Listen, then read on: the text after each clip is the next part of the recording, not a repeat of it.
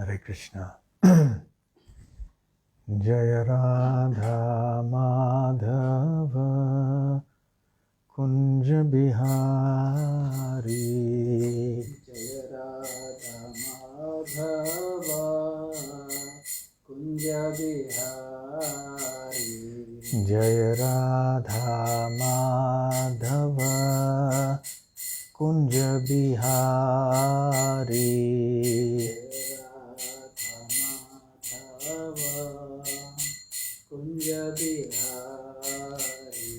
Jaya Gopijana Vallabha Girivaradhari. Gopijana Vallabha Girivaradhari. Jaya Gopijana Vallabha Girivaradhari. Gopijana Vallabha Girivaradhari. Yashodanandana Brajajana Ranjana. Yashodanandana Brajajana Ranjana. Yashodanandana Brajajana Ranjana. Yashodanandana Brajajana Ranjana. Yamuna Tira Vanachari.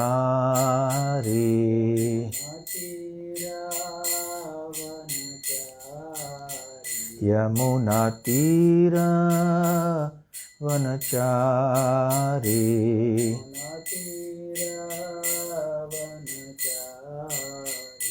Jaya Radha Madhava Kunja Bihari.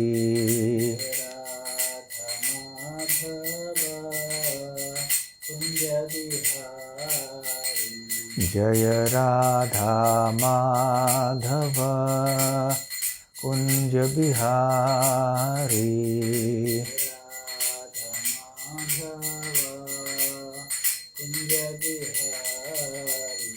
Jaya Shri Krishna Chaitanya Prabhu Nityananda Shri Advaita Gadadhar Shivasadi Gaura Bhakta Vrinda. Jaya Shri Krishna Chaitanya Prabhu Nityananda Shri Advaita Gadadhar Shivasadi Gaura Hare Krishna, Hare Krishna, Krishna Krishna, Hare Hare, Hare Rama, Hare Rama, Rama Rama, Hare Hare. Hare Krishna, Krishna Krishna, Hare Hare, Hare Rama, Rama Rama, Hare Hare. Hare Krishna, Krishna Krishna, Hare Hare, Hare Rama, Rama Rama, Hare Hare. Hare Krishna, Krishna Krishna, Hare Hare, Hare Rama, Rama Rama, Hare Hare. Jaya Radha Gokula Nanda, Radha Gokula Nanda Radhe. Jaya Radha Gokula Nanda, Radha Gokula Nanda Radhe. जय जगन्नाथ जय जगन्नाथ जय बलदेव जय सुभद्रा जगन्नाथ जय जगन्नाथ बलदेव जय सुभद्रा जय गौरानिताय जय गौरानिताय गौरानिताय जय गौरानिताय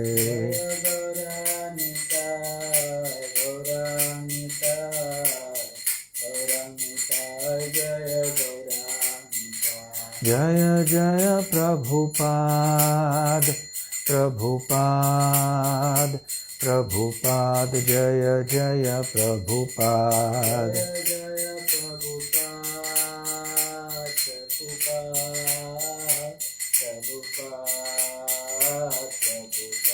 निताय गौर हरि बोल हरि बोल हरि बोल निताय गौर हरि बोल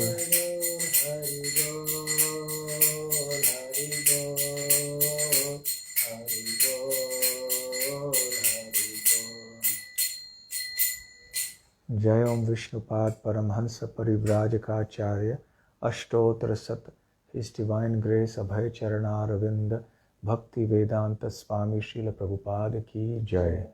अनंत कोटि वैष्णव वृंद की जय। श्री श्री राधा गोकुलानंद की जय। श्री श्री गौर निताय की जय। श्री श्री जगन्नाथ बलदेव सुभद्रामय की जय। निताय गौर प्रेमानंदे। समवेत भक्त वृंद की जय। समवेत भक्त वृंद की जय। समवेत भक्त वृंद की जय। श्री श्री गुरु गौरांग की जय। ओम अज्ञानतिमिरान्धस्य ज्ञानाञ्जनशलाकया चक्षुरुन्मीलितं येन तस्मै श्रीगुरवे नमः। श्रीचैतन्यमनोभीष्टं स्थापितं येन भूतले स्वयं रूप कदा मह्यं ददाति स्वपदान्तिकं। वन्देऽहं श्रीगुरुः श्रीयुतपदकमलं श्रीगुरून् वैष्णवांश्च।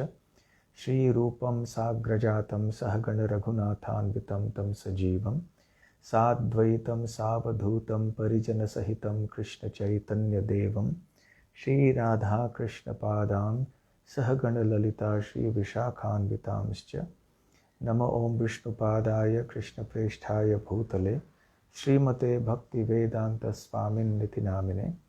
नमस्ते सारस्वते देवे गौरवाणी प्रचारिणे निर्विशेष शून्यवादी पाश्चात्य देशतारिणे। वाञ्छाकल्पतरुभ्यश्च कृपा सिन्धुभ्य एव च पतितानां पावनेभ्यो वैष्णवेभ्यो नमो नमः। जय श्री कृष्ण चैतन्य प्रभु नित्यानंद श्री अद्वैत गदाधर शिवासादि गौर भक्त वृंद। हरे कृष्ण कृष्ण कृष्ण हरे हरे हरे राम राम राम हरे हरे। हरे कृष्णा। श्री श्री राधा गोकुलानंद मंदिर के द्वारा आयोजित इस प्रवचन के लिए आप सबका हार्दिक स्वागत है। ये वर्ष का अंतिम दिन है। यद्यपि ये कहना भी उचित होगा कि जिस दिनदर्शिका के अनुसार इसे हम अंतिम दिन मानते हैं वो वैदिक दिनदर्शिका तो नहीं है।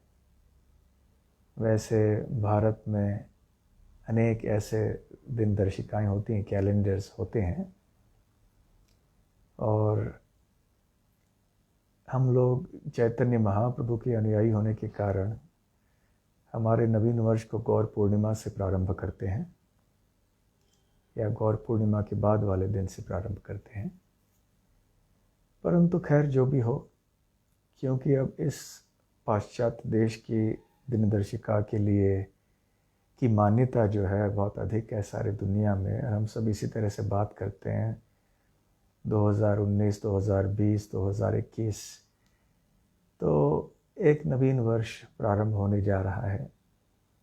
चाहे हम वर्ष की शुरुआत किसी एक दिन के ऊपर माने या किसी दूसरे दिन पर माने, महत्वपूर्ण बात तो ये है कि समय बीतता जा रहा है, काल चक्र घूम रहा है, घूमता रहेगा, और जैसे जैसे काल चक्र घूमेगा, कभी रुकेगा नहीं, तो वैसे वैसे हमारी आयु घटती रहेगी।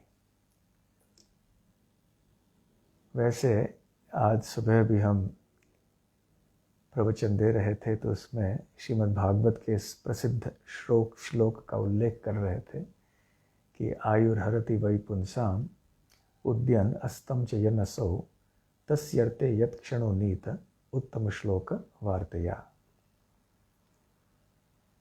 जैसे जैसे सूर्योदय होता है, आसमान में सूर्य जो है वो चढ़ते रहता है, फिर उतर जाता है, उसका सूर्यास्त हो जाता है, एक दिन बीत जाता है।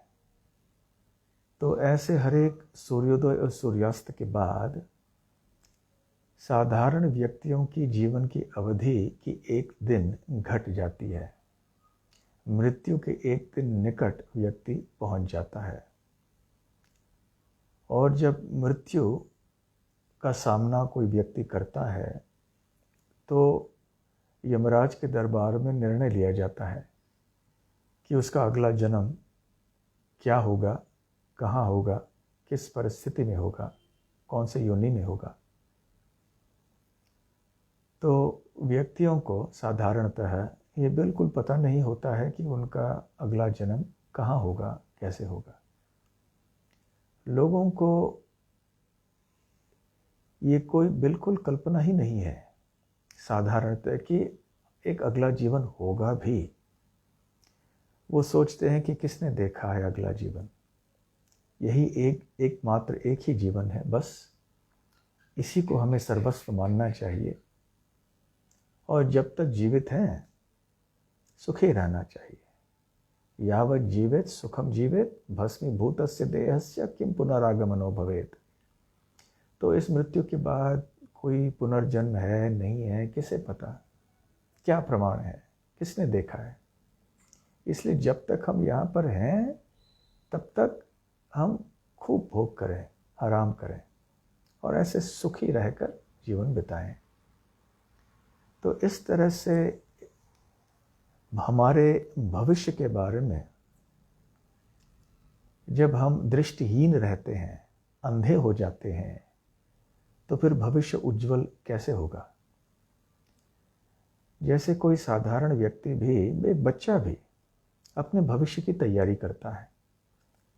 जब वो पाठशाला में जाके पढ़ाई ठीक से नहीं करता है या कोई उसका व्यवहार कुछ ठीक नहीं रहता है, तो उसके माता पिता उसे चेतावनी देते हैं, डांटते हैं, इस तरह से व्यवहार करोगे तो फिर तुम्हारा भविष्य कैसे अच्छा होगा, आगे चल के कैसे कुछ अच्छे व्यक्ति बन जाओगे, कैसे पैसे कमाओगे, कैसे अपना भरण पोषण करोगे।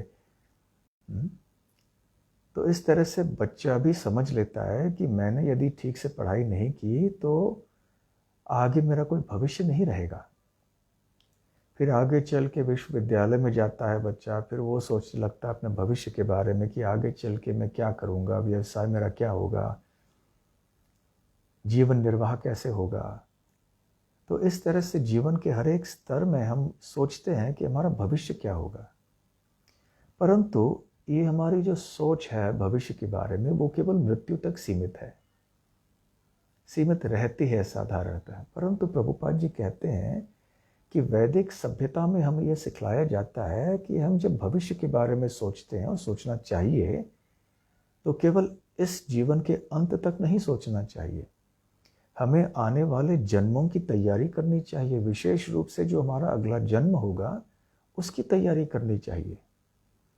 जैसे करनी वैसे भरनी, तो जैसे हमारे कर्म होंगे वैसे ही हमें अगला जन्म प्राप्त होगा। इसलिए यदि हम अंधे रह जाएंगे, इस बारे में सोचेंगे भी नहीं, तो ये हमारे लिए बहुत दुर्भाग्य की बात हो जाएगी। तो काल चक्र किसी के लिए रुकता नहीं है। काल ये नहीं सोचेगा कि ये मासूम बच्चा है या ये तो बहुत बड़े धनी व्यक्ति हैं, ये बहुत शक्तिशाली व्यक्ति हैं, इतने बुद्धिमान व्यक्ति हैं। कोई भी व्यक्ति काल चक्र से नहीं बच सकता। और इस तरह से हमारे न जाने कितने लाखों करोड़ों जन्म बीत चुके हैं, ऐसे ही सोच सोच के कि बस यही एक जीवन सर्वस्व है और पिछले किसी जीवन की जानकारी तो है नहीं, और भविष्य में जो जीवन आएंगे उनकी भी कोई जानकारी नहीं है। तो बस ऐसे ही चलते रहते हैं, हम बद्ध अवस्था में रह जाते हैं। परंतु शास्त्रों में बताया, वैदिक शास्त्रों में बताया गया है कि हमें सोचना चाहिए कि काल चक्र का प्रभाव किस प्रकार से होता है, ये काल है क्या।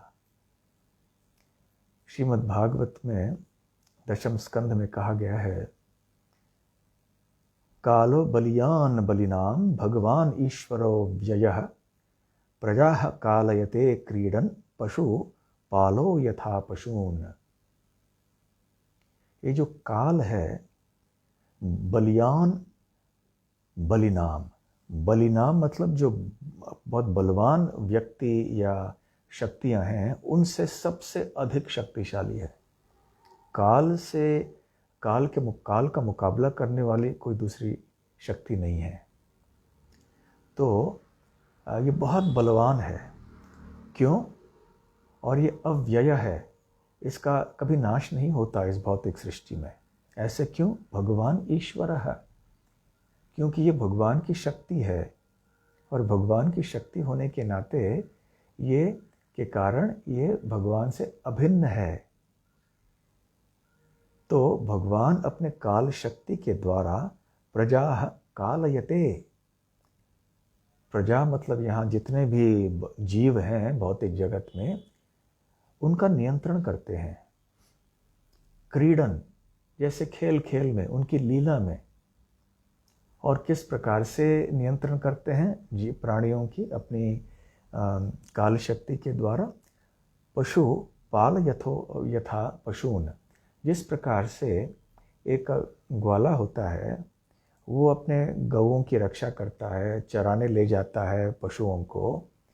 फिर कभी यहाँ जहाँ पर कोई गोचर भूमि अच्छी हो, जहाँ घास उपलब्ध हो, जहाँ पर जल मिले पशुओं को पीने के लिए, तो अलग अलग स्थानों में ले जाता है। कहीं भैंस या गाय या बैल इधर उधर भटक जाए तो उनको फिर से लेके आता है। तो ठीक उसी प्रकार से भगवान की काल शक्ति सारे प्राणियों का नियंत्रण करती है। और हर एक जन्म ये हमारे आध्यात्मिक विकास का एक स्तर है, एक शुद्धिकरण की प्रक्रिया है। हम इस चक्र में घूमते हुए अनुभव नहीं कर पाते हैं, नहीं जान पाते हैं कि किस तरह से ये शुद्धिकरण की क्रिया है, परंतु है। तो काल बहुत शक्तिशाली है, काल के कारण ही कर्म आदि सब आगे हम कर पाते हैं। कालोस्मि भगवद गीता में भी भगवान यही कहते हैं। तो काल का प्रभाव इस तरह से होता है कि कोई समझ भी नहीं पाता ये काल शक्ति है क्या। बड़े बड़े वैज्ञानिक भी प्रयास करते हैं इसको समझने के लिए, परंतु असफल हो जाते हैं। केवल काल एक नदी की तरह बह रहा है, इतना हम कह सकते हैं, इतना हम समझ सकते हैं। 7 बजे, फिर अभी थोड़ी देर में 8 बज जाएंगे, अभी थोड़ी देर में फिर 9 बज जाएंगे। बस ये प्रवाह जो है, हम प्रवाह को देखते जा रहे हैं, हम बहते जा रहे हैं इस प्रवाह में। परंतु ये नदी किस प्रकार की है, ये प्रवाह कहाँ से उत्पन्न हो रहा है, कहाँ इसका अंत होगा, ये काल रूपी नदी का हम समझ नहीं पाते हैं। काल के कारण ये भौतिक शक्ति, ये भौतिक जगत बहुत भयानक हो जाता है। क्यों?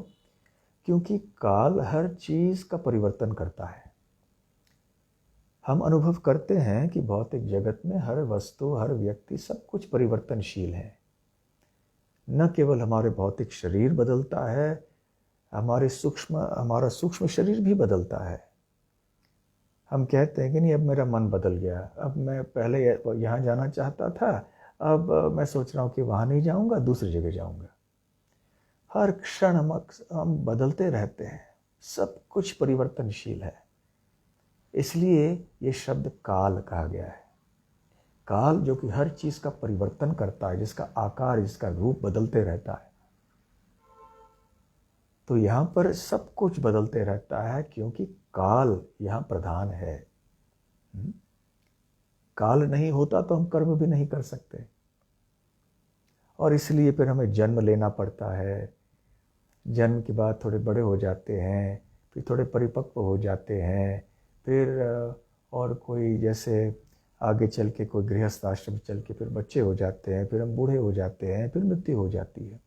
जो ऐसे 6 स्तरों से हम गुजरते रहते हैं। परंतु आध्यात्मिक जगत में ऐसे नहीं है। अव्यक्तोक्षर इत्युक्तस्तम आहु परमाम गतिम यद्गत्वा न वर्तन्ते तद्धाम परमम मम।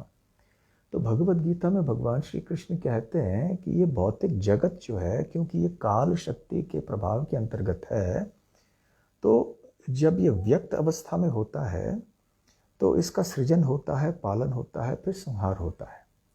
संहार के बाद में फिर ये अव्यक्त हो जाता है, अप्रकट हो जाता है। ये शक्ति है परंतु इसका रूप नहीं रहता, भिन्नता नहीं रहती। ये सत्वगुण, रजगुण, तमोगुण, ये वर्गीकरण नहीं होता है। तो फिर संहार के बाद में अव्यक्त रूप में ये भौतिक सृष्टि, ये भौतिक शक्ति रह जाती है। पुनः जब भगवान की इच्छा होती है तो सृष्टि का सृजन करते हैं, और इस तरह से पुनः सृजन, पालन, संहार।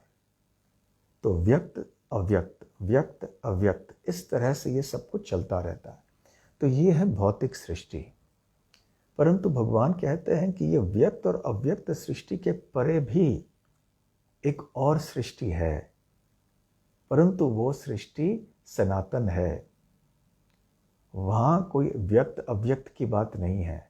हमारे लिए वो सब अव्यक्त है क्योंकि हम उसे देख नहीं पाते।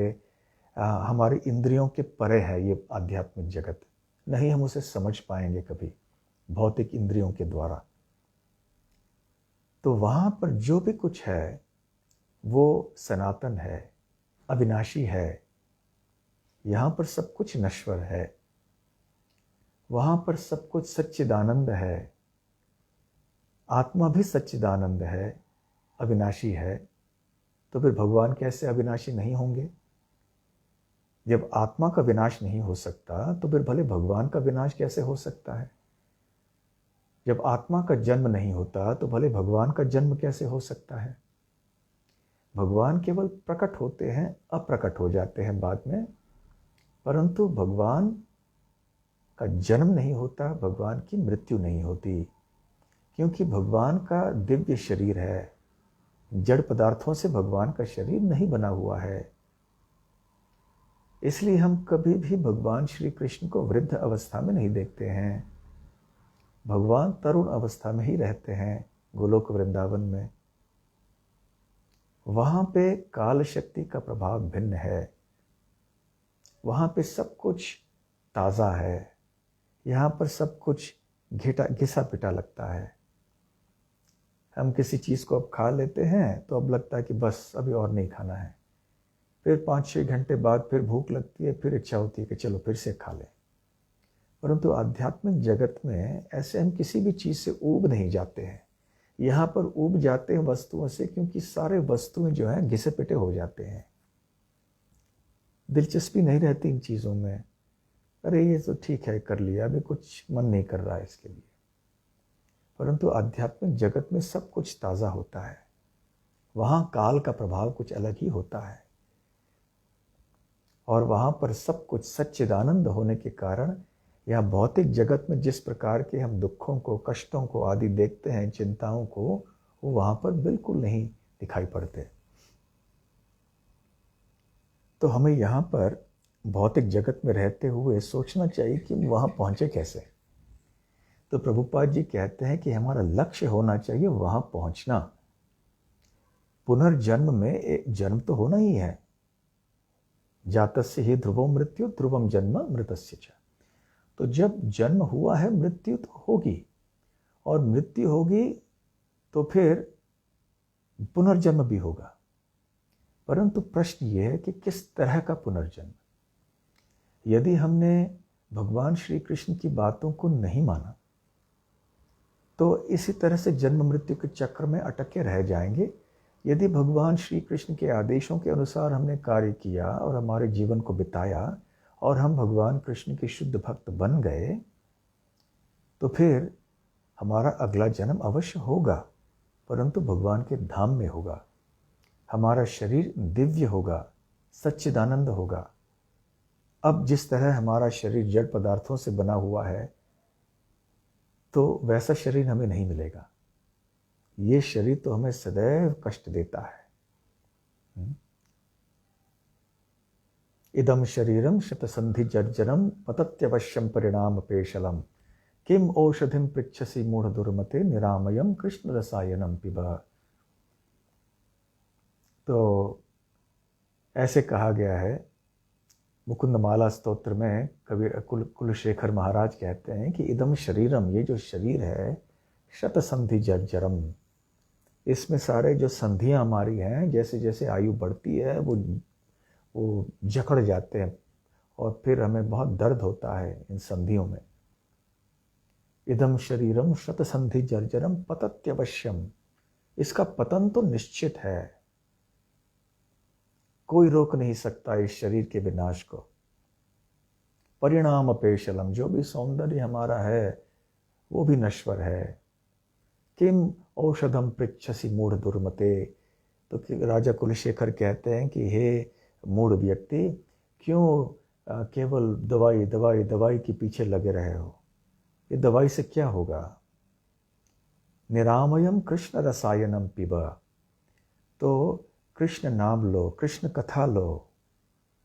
ये निरामय है, ये ऐसी एक औषधि है जिसके द्वारा हम भौतिक शरीर के परे हो सकते हैं, हमें आध्यात्मिक शरीर मिल सकता है। हाँ, जब तक भौतिक शरीर है थोड़ा ख्याल तो रखना होगा हमें। तो ऐसा नहीं है कि बिल्कुल दवाई नहीं लेनी चाहिए हमें, परंतु कहने का तात्पर्य ये है कि हमें इतना मग्न नहीं होना चाहिए हमारे शरीर में कि बस इस शरीर को ही हम सर्वस्व माने और बस दवाई दवाई दवाई, बस इन चीज़ों के पीछे ही भागते रहें और आत्मा के बारे में सोचें नहीं। ये मूल बात है। तो हमें पुनर्जन्म तो मिलेगा, तो हमें ऐसे जीवन बिताना है जिसके द्वारा हमारा पुनर्जन्म भगवान के धाम में होगा और हमारा जो शरीर होगा उस समय वो आध्यात्मिक होगा, भौतिक नहीं होगा। तो काल के प्रभाव में अंतर है। भौतिक जगत में जिस प्रकार से काल का प्रभाव है वैसे आध्यात्मिक जगत में काल का प्रभाव नहीं है। वहाँ पर भी काल है, परंतु वहाँ पर काल भगवान श्री कृष्ण की लीलाओं की सहायता करती है और वहाँ पर भगवान की लीला और भी मधुर हो जाते हैं सारे काल के प्रभाव से। और काल के प्रभाव से वहाँ सब किसी भी वस्तु का या व्यक्ति का घटन नहीं होता, किसी भी चीज़ का या व्यक्ति का विनाश नहीं होता है। तो ये अंतर है। यहाँ पर तो काल बहुत ही भयानक है। इसलिए काल का सामना हमें कैसे करना चाहिए? काल का सदुपयोग करके। कालम नये दखिलमित्युपदेश सारम, तो उपदेशों का, समस्त उपदेशों का सार है, ऐसे रूप गोस्वामी बताते हैं कि हमें सारा समय तन्नाम रूप चरितादि सुकीर्तनानु स्मृत्यो क्रमेण रसना मनसी नियोज्य। तो हमें हमारे समय का प्रयोग करना चाहिए श्री कृष्ण के नामोच्चारण में, श्री कृष्ण की कथा सुनने में, बोलने में, कृष्ण की सेवा करने में। तो ऐसे करेंगे उत्तम श्लोक वार्तया, ऐसे हमारा दिन बीत गया तो फिर सूर्योदय और सूर्यास्त का प्रभाव हमारे ऊपर नहीं होगा। शरीर के ऊपर प्रभाव अवश्य होगा, परंतु हमारी चेतना के ऊपर नहीं होगा। हमारा भविष्य उज्जवल रहेगा, भगवान के धाम में जन्म मिलेगा। तो यही एकमात्र उपाय है। काल का यही एक उपयोग, इसी तरह से हम उपयोग करेंगे तो समय बर्बाद नहीं करना है। हम भगवान की सेवा को टालते रहेंगे तो फिर हमारे लिए ये अच्छी बात नहीं होगी। एक बच्चा था, उसकी आदत थी कि वो हर चीज़ को टालते रहता था। तो टालता रहता तो ऐसे सारा जीवन उसका ऐसे ही बीत गया। कभी भी कोई वस्तु अपने सही समय पे नहीं करता था। तो खैर वो भक्ति भी कर रहा था थोड़ा बहुत। तो जब मृत्यु हो गई उस व्यक्ति की, तो सारे यमदूत आए। यमदूतों ने देखा कि इसे हम नरक ले जाएंगे, तो सारी सुनवाई हो गई वगैरह वगैरह कि हम ये ले जाएंगे। तो बेचारे ये व्यक्ति सब सुन रहे थे, बड़े परेशान हो गए थे। तो खैर उसको ले गए। ऐन वक्त पर फिर भगवान आए और कहा कि नहीं, इस व्यक्ति ने मेरे नाम का उच्चारण किया, इसलिए इसे छोड़ दो अभी। तो उस व्यक्ति ने फिर भगवान से पूछा कि ऐन वक्त तक आप क्यों आए? मृत्यु के बाद अब तक कितना समय बीत गया, कितनी परेशानी हो गई हमको, इतने जल्दी इतने देर से क्यों आए, विलंब क्यों हो गया आपको आते आते? तो भगवान ने उत्तर दिया, भाई तुम जब मेरी सेवा करते थे तुम भी तो आराम से आते थे ना, करते थे ना सब कुछ समय पे। तुम तो कुछ करते नहीं थे, तो मेरी सेवा की बात आ जाती थी तो तुम टालते रहते थे। कर भी लेते थे तो कभी अपने समय पर कर लेते थे। तो यदि तुमने इतना समय बिताया, आराम से सब बात ली, तो मैं भी आराम से आऊँगा। यदि तुम आतुर रहते मेरी सेवा के लिए तो मैं भी बड़े आतुरता से चले आता यहाँ पर। ये यथा माम प्रपद्यन्ते ताम तथैव भजाम्यहम्। जैसे व्यक्ति भगवान के साथ आदान प्रदान करना चाहता है, जैसे संबंध रखना चाहता है, वैसे भी भगवान करते हैं। उस जीव की इच्छा पूर्ण करते हैं भगवान। इसलिए हमें ये बहुत ही अच्छी तरह से जान लेना है कि ये काल का प्रभाव कैसे होता है और काल का सदुपयोग हमें कैसे करना है। इसलिए काल, इस विषय को समझाने के लिए शास्त्रों में बहुत सारे प्रसंग हैं। श्रीमद् भागवत में कई प्रसंग हैं, महाभारत में है, जगह जगह वैदिक शास्त्रों में ऐसे पाए जाते हैं। तो काल के भयानक स्वरूप को प्रदर्शित करने के लिए और इस बात से भी हम सबको सूचित करने के लिए कि ये भौतिक जगत कितने दुख का स्थान है, महाभारत में विदुर जी धृतराष्ट्र को एक कहानी बताते हैं। एक व्यक्ति था, तो किसी एक घने जंगल के अंदर प्रवेश कर गया। एक जगह से दूसरी जगह कहीं जा रहा होगा व्यक्ति। तो उसने जब वो घुसा तो वहाँ देखा कि ये एक जंगल, कितने सारे जंगल हैं, एक के बाद एक के बाद एक के बाद एक, बहुत विशाल ऐसे स्थान है और इसके बीच में से होकर मुझे जाना है और जंगल पार करके वहाँ दूसरी ओर पहुँचना है, बहुत मुश्किल है। तो जैसे ही ये व्यक्ति अंदर पहुँचा तो उसने देखा कि इतना घना जंगल है यहाँ पर और इतने सारे खतरनाक जानवर हैं सब जगह। कोई शेर है, कोई सिंह है, कहीं भालू है। और ये बेचारा अपने आप को बचाते बचाते इधर उधर भाग रहा था। कभी किसी एक जानवर का सामना करता तो उससे दूर भाग जाता, कभी दूसरे प्राणी के सामने आ जाता, उससे अपनी जान बचाने के लिए कहीं और भाग जाता। इस तरह से वो भागता रहा और ऐसे भागते भागते फिर वो जब आ गया,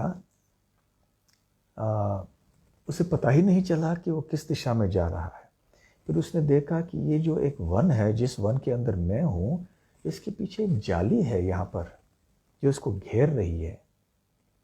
और यहाँ पर एक बहुत भयानक, एक राक्षसी के समान एक कुरूप एक महिला है, विशाल शरीर है उसका, और वो उसे पकड़ने के लिए आ रही है।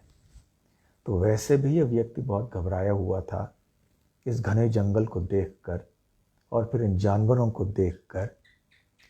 तो यहाँ वहाँ फिर अब इस महिला को देख लिया तो और भी घबरा गया और भागता रहा।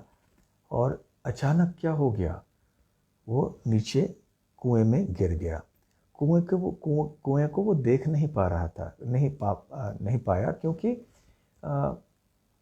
कुएं के ऊपर ऐसे सारे घास वास वगैरह, थोड़ी लताएं वगैरह सब थीं, इसलिए ऊपर से दिखाई नहीं पड़ा कि यहाँ कुआं है।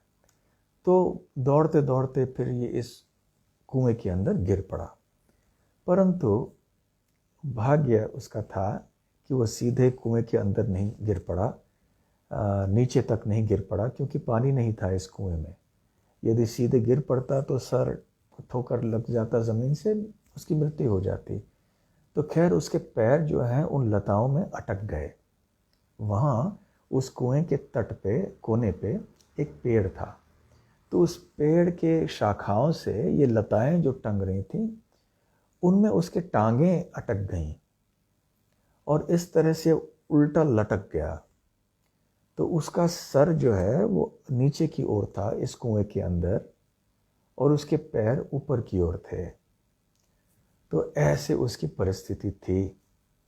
और जब उसकी आंखें फिर से खुली तो उसने देखा कि इस कुएं के नीचे ज़मीन पर एक भयानक सांप है, अजगर, जिसने अपने जो बड़े मुख को खोला हुआ है।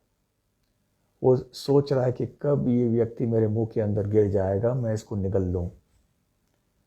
तो ये इसने देखा तो बहुत घबरा गया कि अरे अब क्या किया जाए। तो ऊपर की ओर देखा तो ऊपर क्या था, ऊपर एक हाथी था, और ये कोई साधारण हाथी नहीं था। इस हाथी के 6 मुख थे और उसके 12 पैर थे, और ये भी हाथी जो है ये भी धीरे धीरे से वो उस कुएं के तट तक आ गया था। और फिर उसने देखा, उस व्यक्ति ने, कि जिन लताओं से वो टंग रहा था, फिर और जो पेड़ था उसकी जटाओं को बहुत सारे चूहे काट रहे थे। थोड़े चूहे सफ़ेद थे, थोड़े चूहे काले थे। और उस वृक्ष के ऊपर किसी एक शाखा में वहाँ मधुमक्खियाँ बहुत थीं, और वो मंडरारियाँ वहाँ पर घूम रहे थे और कभी उसको आके चुभ रहे थे, भी उस व्यक्ति को डस रहे थे उसे। तो बड़ा भयानक स्थान था, उसकी परिस्थिति तो बस वर्णन इसका करना मुश्किल है। लेकिन कभी कभी वहाँ उस वृक्ष की डाली से जहाँ मधुमक्खियों ने अपने मधु को छुपा के रखा था, वहाँ से एक थोड़े थोड़े जो बूंद जो हैं शहद के, मधु के, वो गिर पड़ते, और वो इस तरह से लटका हुआ था कि सीधे उसके गाल पे आके गिरता वो बूंद, और आके फिर उसके मुख के अंदर जाता। तो अपनी जीभ को बाहर निकाल के फिर वो चाट लेता इस मधु के या शहद के बूंद को। तो जब ऐसे किया तो उसे बहुत अच्छा लगता, वाह भाई कितना अच्छा स्वाद है, कितना मीठा है ये। फिर उसे कोई भंवरा जो है वो डस लेता। तो इस तरह से वो समय बिता रहा था, और ये उसकी परिस्थिति थी। अब क्योंकि ये चूहे काटे जा रहे थे, तो ये निश्चित था कि ये पेड़ टूट जाएगा, ये लताएं कट जाएंगी, और ये नीचे गिर जाएगा उस अजगर के मुंह में। और ऊपर चढ़ना भी संभव नहीं था, वहाँ पर भी ये हाथी वगैरह थे। तो ये परिस्थिति है, ये परिस्थिति इस व्यक्ति की। तो धृतराष्ट्र ने पूछा कि अरे विदुर, मैं समझा नहीं, ये कहानी तो तुमने बता दी, परंतु इसका मतलब क्या है, तात्पर्य बताओ कुछ। तो फिर विदुर ने कहा कि देखिए, ये जितने भी ये सारा प्रांत जो है ना, ये सब जिसमें जंगल भरे हुए हैं, ये है ये संपूर्ण भौतिक सृष्टि। और ये जो वन है जिसमें कि ये व्यक्ति प्रविष्ट हो गया, वो है हमारा एक जीवन, हमारा सीमित जीवन इस भौतिक सृष्टि में। वो व्यक्ति जो है ना, वो आत्मा की तरह है, जो अभी इस भौतिक जगत में आके गिर पड़ा है, और उसे भौतिक शरीर मिल गया है। तो ये भौतिक शरीर क्या है? वो जो कुआं है वो भौतिक शरीर है। तो ये आत्मा जो है, इसे भौतिक शरीर प्राप्त हो गया, उसकी दशा देखो। तो ये सारे जंगली जानवर कौन हैं जो सारे उस जंगल में घूम रहे हैं? तो वो हैं सारे सारे जो व्याधियां हैं, बीमारियां, रोग हैं, वो हैं जो कि सताती रहती हैं यहाँ पर प्राणियों को। और फिर वो जो बहुत विशाल एक राक्षसी थी, वो कौन है? वो है बुढ़ापा, वृद्धावस्था। जिस तरह से वो राक्षसी इस व्यक्ति का पीछा कर रही थी, उसी तरह से बुढ़ापा हमारा पीछा करता है।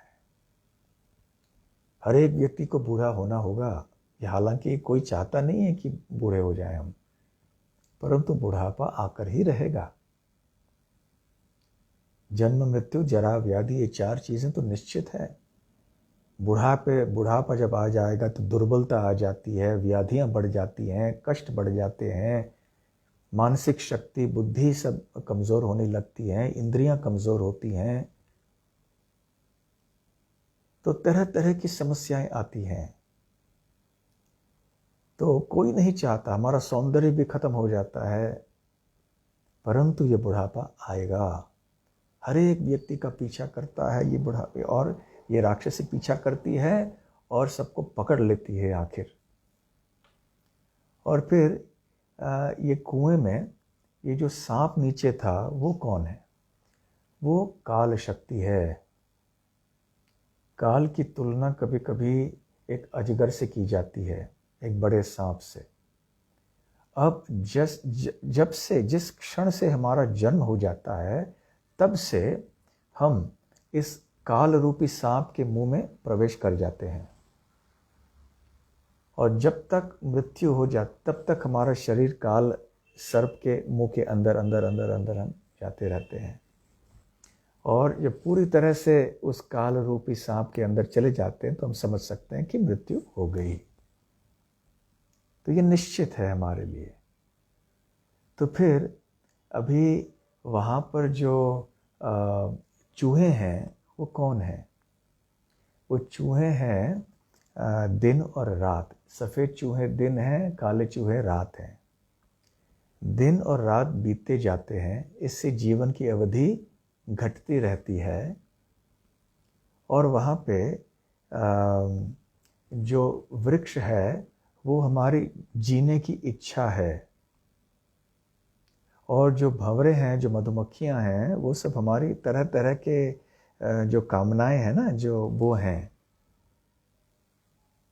और जो मधु है, जो शहद है, जो कि उस पेड़ से गिरता है, वो है इंद्रिय भोग। और जो हाथी है ऊपर, जिसके 6 मुख हैं, 6 मुख अर्थात 6 ऋतु, वसंत, ग्रीष्म, वर्षा इत्यादि। और उसकी जो 12 पैर हैं वो 12 महीने हैं। ये भी एक काल का ही रूप है।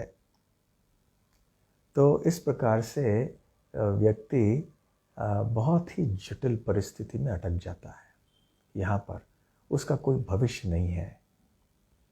तो ऐसे है एक बद्ध जीव की अवस्था। तो बद्ध जीव की अवस्था के बारे में सुनकर हमें ये नहीं सोचना चाहिए, भाई मेरी तो परिस्थिति इतनी खराब तो नहीं है ना, सुविधाएं कितने हैं हमारे जीवन में, ये क्या सुविधा है। जैसे वो थोड़े थोड़े शहद के बूंद हम चखते जा रहे हैं, बस यही सुविधा है। हमें अपनी परिस्थिति को जान लेना चाहिए। ठीक उस व्यक्ति की तरह है। ये कोई अतिशयोक्ति नहीं है, बिल्कुल सही बात विदुर जी ने कही थी। तो जो साधारण व्यक्ति के लिए कोई उपाय ही नहीं है। आज ही हम प्रभुपाद जी के प्रवचन को सुन रहे थे। सुबह दोपहर हम प्रसाद के समय प्रभुपाद जी के प्रवचन को सुनते हैं। तो एक और बात प्रभुपाद जी बता रहे थे कि जब कोई व्यक्ति जो है कुएं में गिर पड़ा है और उसको बाहर निकालने के लिए ऊपर से कोई व्यक्ति रस्सी अंदर छोड़ देता है, तो यदि उसने रस्सी वो पकड़ लेता है अच्छी तरह से, तो ऊपर जो आदमी फिर उसको खींच के, रस्सी को खींच के उस व्यक्ति को कुएं से बाहर निकाल ले सकता है। परंतु यदि जो कुएं के अंदर व्यक्ति है वो यदि उस रस्सी को पकड़ने से इनकार करता है कि नहीं नहीं मैं रस्सी नहीं पकड़ूंगा, तो फिर क्या किया जा सकता है? तो प्रभुपाद जी कहते हैं कि हम सब इस भौतिक जगत में पड़े हैं, इस संसार कूप में पड़ गए हैं, पड़े हुए हैं। और हमारे जो बड़े बड़े आचार्य हैं वो भगवान के प्रतिनिधि के रूप में आते हैं और इस कुएं के अंदर भक्ति रूपी रस्सी को छोड़ देते हैं। उनके आदेशों के रूप में एक रस्सी जो है उनको छोड़ देते हैं। हमें बस इस रस्सी को पकड़ना है, अर्थात इन आदेशों का पालन करना है। इन आदेशों का पालन यदि हम करेंगे, अर्थात यदि हम भक्ति के रास्ते को स्वीकार करेंगे, तो फिर इस संसार कूप से, इस अंध कुएं कूप से हम निकल पाएंगे। इस भयानक जंगल रूपी भौतिक जगत से हम निकल पाएंगे, भगवान के धाम को लौट जा पाएंगे, हमारे जीवन को सफल बना पाएंगे।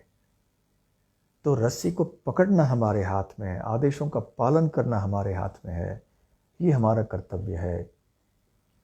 तो प्रभुपाद जी कहते हैं कि इस तरह से कृपा तो चाहिए, परंतु अपना स्वयं प्रयास भी करना बहुत आवश्यक है। हम इतना ऐसा नहीं कह सकते कि केवल भगवान की कृपा है। कई बार जब हम लोगों से कहते हैं कि आप मंदिर में आइए, तो वो कहते हैं जब भगवान की कृपा होगी तब हम आएंगे। परंतु इसका उत्तर है कि भगवान की कृपा तो हमेशा है, परंतु क्या आप उसे लेने के लिए तैयार हो? हम निमंत्रण दे रहे हैं आपको, तो ये एक रस्सी के समान है। चलो आइए, भगवान का दर्शन कीजिए, भगवान की कथा सुनिए, नाम संकीर्तन कीजिए। तो ये भगवान की कृपा आप तक पहुंच रही है। तो आप यदि उस समय कहेंगे कि भगवान की कृपा जब होगी तब आएंगे, भगवान की कृपा तो आ गई है आपके पास, इसे स्वीकार कर लीजिए। तो ये एक केवल भावुकता है ऐसे, और बस एक टालने की बात है कि अब नहीं और कभी हम जाएंगे। तो ऐसा करने से फिर क्या होगा? हम जन्म मृत्यु के चक्र में अटके रह जाएंगे। तो हमारा कितना सौभाग्य है कि श्रील प्रभुपाद जी यहाँ पर आए पृथ्वीलोक में, भारतवर्ष में। उन्होंने इस अंतर्राष्ट्रीय श्री कृष्ण भावनामृत संघ की स्थापना की और हमें ये अनमोल भेंट, ये उपहार प्रदान किया उन्होंने कृष्ण भक्ति का। कितना आसान बना दिया उन्होंने हम सब के लिए ये। न हमें जंगल में जाना है, न हिमालय में जाना है, न घर परिवार को छोड़ना है, न हमें बहुत बड़ा विद्वान बनना है, न धनी होना है। जो भी हमारी परिस्थिति हो, हमें भगवान के रास्ते में चलना चाहिए। प्रभुपाद जी ने एक बहुत सुंदर एक हमारे लिए व्यवस्था बना के दी है। इस संस्था में मंदिर हैं, भक्तों का समाज है, सब कुछ यहाँ है। हमारे जीवन को सफल बनाने के लिए इस भक्तों के संग में सब कुछ उपलब्ध है। बस हमें रस्सी को पकड़ना है। तो जब हम निष्कपट भाव से रस्सी को पकड़ेंगे, हम दोष नहीं देखेंगे अन्यों में, केवल ये सोचेंगे कैसे हम दूसरों की सहायता कर सकें और अपनी भी सहायता करें, इस रस्सी को अच्छी तरह से पकड़ें। जब रस्सी को हम पकड़ते हैं, यदि अच्छी तरह से नहीं पकड़ेंगे तो फिर से वो रस्सी छूट जाएगी हाथ से, फिर से गिर पड़ेंगे। इसलिए रस्सी को ठीक से पकड़ना, अर्थात नियमों का पालन अच्छी तरह से करना, ये हमारे लिए आवश्यक है। बस क्या करना है? हमें भगवान के नाम का जप करना है, कीर्तन करना है, बस यही है। भागवतम और भगवद गीता का पठन, श्रवण, कीर्तन करना है, प्रसाद पाना है। फिर हम काल शक्ति के जो इस हानिकारक और दुखदायक स्वभाव को पराजित कर पाएंगे, हरा पाएंगे। भगवान की कृपा से, और इस तरह से हमारा जीवन हम सफल बना पाएंगे। तो जैसे मैंने पहले कहा, काल चक्र घूम रहा है, अब नया वर्ष प्रारंभ होने जा रहा है कल से।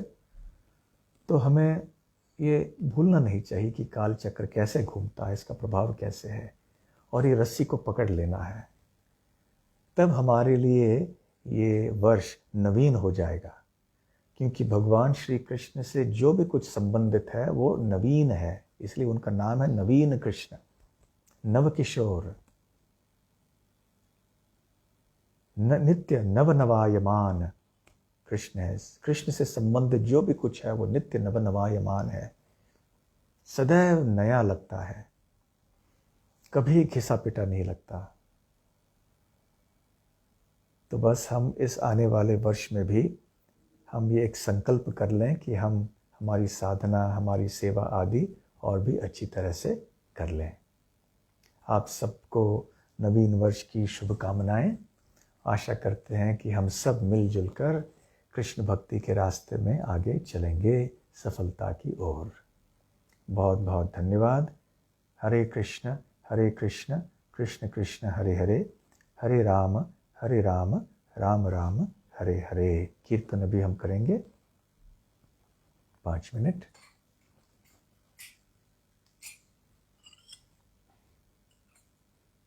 नमो ओम विष्णुपादाय कृष्ण प्रेष्ठाय भूतले श्रीमते भक्ति वेदांत स्वामिन्निति नामिने नमस्ते सारस्वते देवे गौरवाणी प्रचारिणे निर्विशेष शून्यवादी पाश्चात्य देश तारिणे। जय श्री कृष्ण चैतन्य प्रभु नित्यानंद, श्री अद्वैत गदाधर शिवासादि गौर भक्त वृंद। हरे कृष्ण कृष्ण कृष्ण हरे हरे, हरे राम राम राम हरे हरे।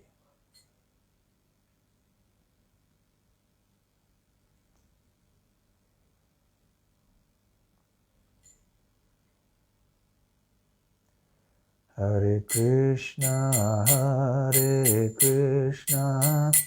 कृष्ण कृष्ण हरे हरे, हरे Ram Ram Ram Hare Hare. Hare Krishna, Krishna Krishna, Hare Hare, Hare Rama, Rama Rama, Hare Hare.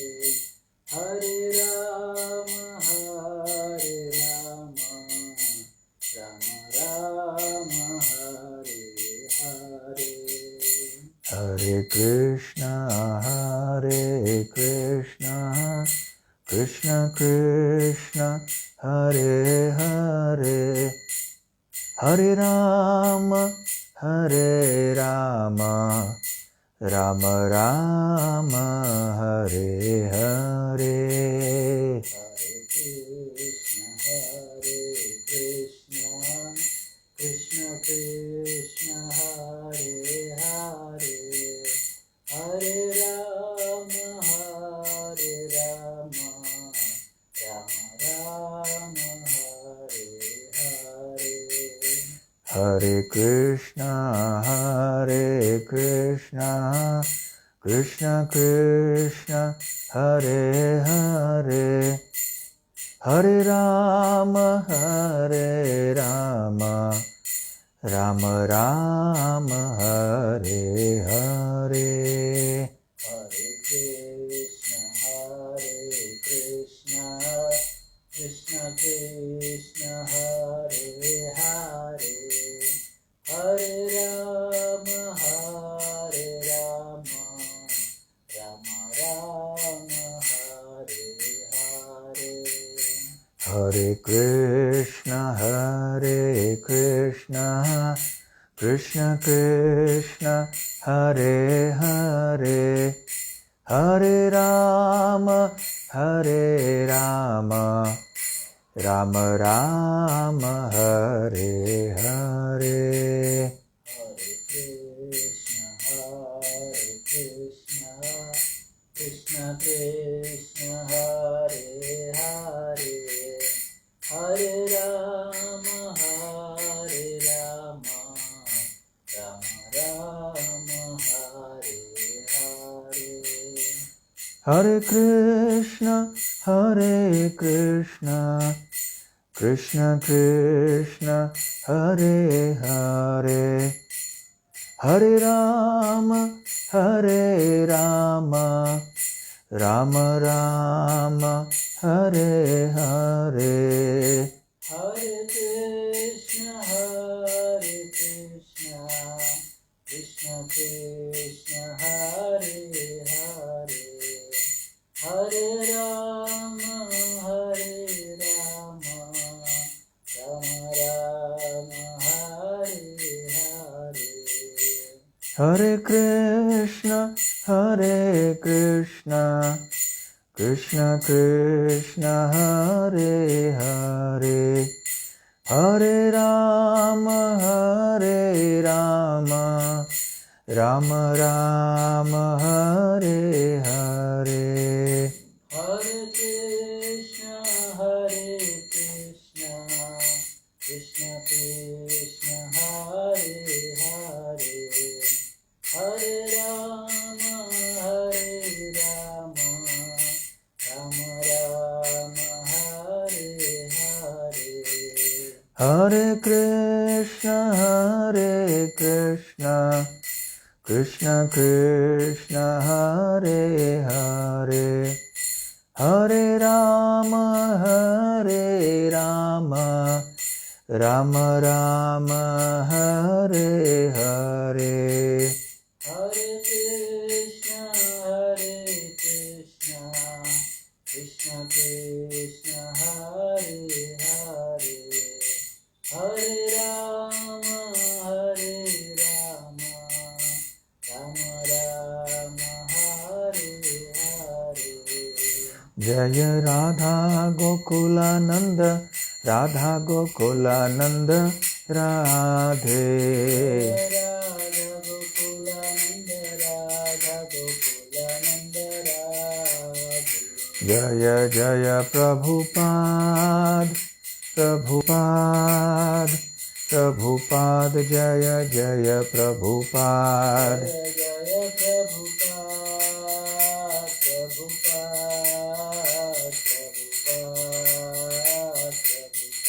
Nitai Gaura Haribol, Haribol, Nitai Gaura Haribol.